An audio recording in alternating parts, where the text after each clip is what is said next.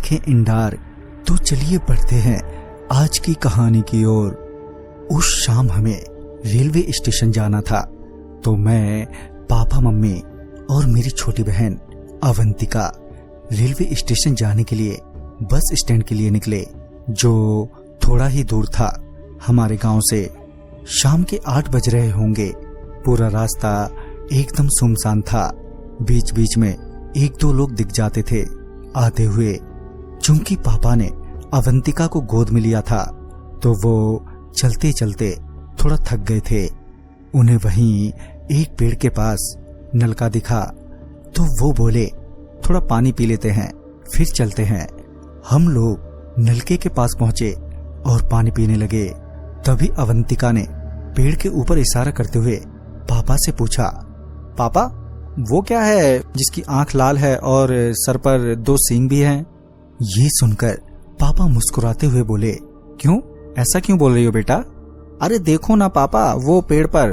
फिर जब हमने पेड़ पर देखा तो सच में उस पेड़ पर लाल आंखों वाला, जिसके सिर पर 2 सींग थे, जो पेड़ पर बैठा हमारी ओर ही देख रहा था।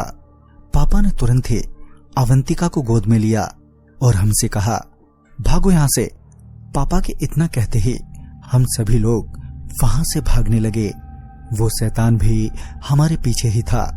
पापा को मालूम था कि बस स्टैंड के पास एक मंदिर है, अगर हम वहां तक पहुंच जाएंगे तो शायद बच जाएं। आखिरकार हम सभी उस बस स्टैंड के मंदिर में पहुंच ही गए। हमें अभी भी बहुत डर लग रहा था। हम सभी मंदिर की मूर्ति के पास ही बैठे रहे और वो शैतान भी अब नजर नहीं आ रहा था। मंदिर में बैठे बैठे हमें काफी वक्त बीत चुका था और तभी बस भी आ गई। पापा ने कहा, चलो चलो बस आ गई है। बस में बैठने के बाद हमें थोड़ी राहत मिली। अब बस खुल चुकी थी और हम लोग रेलवे स्टेशन की ओर बढ़े जा रहे थे। तकरीबन 15 मिनट के बाद बस अचानक ही रुक गई। बस वाला बस से नीचे उतरा और बस चेक की और फिर कहा, बस खराब हो गई है, अब बस यहां से आगे नहीं जा पाएगी। ये सुनकर हम लोग फिर से परेशान हो गए और सोचने लगे कि अब क्या किया जाए। इसी बीच बस के सभी यात्री एक एक करके बस से उतरकर जाने लगे थे। तकरीबन अगले 10 से 15 मिनटों के बाद बस में हमारे अलावा बस ड्राइवर और कंडक्टर ही थे। तभी बस ड्राइवर ने कहा, आप लोग भी चले जाइए, आगे 15 मिनट की दूरी पर एक मोड़ है, वहां से आपको स्टेशन के लिए कोई ना कोई साधन मिल ही जाएगा। इस पर पापा ड्राइवर से बोले, वो क्या है कि भाई साहब, बच्चे साथ में हैं और ऊपर से रात भी काफी है और ये सुनसान सड़क कुछ ठीक नहीं लग रहा हमें। इस पर ड्राइवर मुस्कुराता हुआ बोला, बस इतनी सी बात, चलो हम आपको उस मोड़ तक छोड़ाते हैं। पापा के पास और कोई दूसरा चारा भी नहीं था, लिहाजन पापा ने ड्राइवर से कहा, अच्छा ठीक है भाई साहब, आपकी बड़ी मेहरबानी होगी। और हम लोग बस से उतरे। हम अभी बस से उतरे ही थे कि कंडक्टर ने पीछे की ओर इशारा करते हुए कहा, अरे भाई, ये कौन सा जानवर है जिसकी आंख लाल होती है और सिर पर 2 सींग है? ये सुनते ही हमारे तो होश ही उड़ गए और जब पीछे पलट कर देखा तो पाया कि वही शैतान हमारी ओर आ रहा था। जैसे ही कंडक्टर को एहसास हुआ कि वो कोई जानवर नहीं बल्कि एक शैतान है, तो वो चिल्लाता हुआ बस में जाकर घुस गया और ड्राइवर भी बस की ओर भागता हुआ हमसे बोला, अरे आप सभी भी बस में आ जाओ। जल्दी से हमने भी बिना देरी किए बस में चढ़ गए। हमारे चढ़ते ही बस ड्राइवर ने बस का दरवाजा बंद कर लिया। वो शैतान बस के पास आकर खड़ा हो गया और हम लोगों को घूरने लगा। मगर अच्छी बात तो ये थी कि वो शैतान बस के अंदर नहीं आ रहा था। वो ड्राइवर हम सबसे ज्यादा हिम्मत वाला था। उसने कहा, आप चिंता मत करो, ये बस के अंदर नहीं आ पाएगा। पापा को ये सुनकर राहत तो मिली मगर उन्हें यकीन नहीं था, तो उन्होंने ड्राइवर से पूछा, मगर क्यों, ऐसा क्या है इस बस में? तो इस पर ड्राइवर ने कहा, वो क्या है कि अक्सर हम बहुत सी ऐसी जगहों से गुजरते हैं जहां भूत प्रेत का प्रकोप रहता है। ऐसे में क्या है कि हम लोग सभी यात्रियों की सुरक्षा और अपनी सुरक्षा के लिए पूरी बस को अभिमंत्रित करवाते हैं। ये सुनकर पापा को विश्वास हो गया कि अब सच में वो शैतान अंदर नहीं आ पाएगा। मगर वो शैतान तो अभी भी बस के बाहर ही खड़ा था और हमें अभी भी उतना ही डर लग रहा था। तभी ड्राइवर ने बस के गेट पर खड़े होकर उस शैतान से पूछा, तू हमारे पीछे क्यों पड़ा है? हमने तेरा क्या बिगाड़ा? इस पर वो शैतान बोला, तूने नहीं, उस आदमी ने, जिसने बिना मेरी इजाजत के मेरे नल से पानी पिया है। अब मैं उसे नहीं छोड़ूंगा। ये सुनकर बस ड्राइवर हैरान हो गया और हमारी ओर घूमते हुए हमसे पूछा, भाई साहब क्या ये सच है? फिर पापा ने ड्राइवर को सारी बात बता दी। सारी बात सुनने के बाद ड्राइवर ने फिर शैतान से कहा, चल छोड़ यार, पानी ही तो पिया है इन्होंने, माफ कर दे इन्हें, आगे से ऐसी गलती नहीं करेंगे।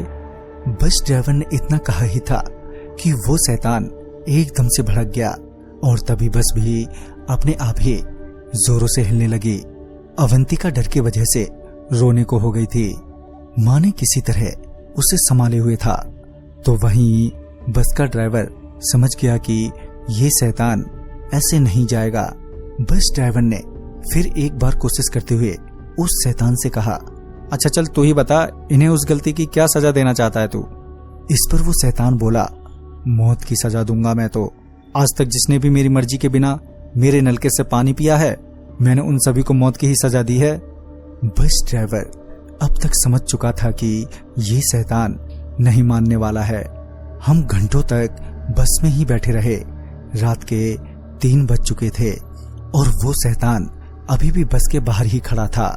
मगर हम कब तक यूं ही बस में बैठे रहते? उस वक्त हमें किसी भी तरह का कोई रास्ता नहीं सूझ रहा था उस शैतान से पीछा छुड़ाने का।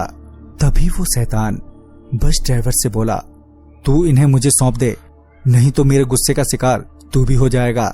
मेरी तेरे से कोई बैर नहीं है, तू चुपचाप उन्हें यहाँ छोड़कर चला जा, मैं तुझे कुछ नहीं करूंगा। ये सुनने के बाद पापा को ये लगा कि कहीं ड्राइवर इस शैतान की बात न मान ले।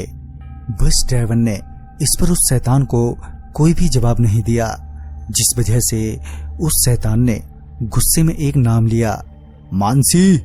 ये सुनते ही ड्राइवर एकदम से उठकर खड़ा हो गया और हैरानी भरी नजरों से शैतान की ओर देखने लगा।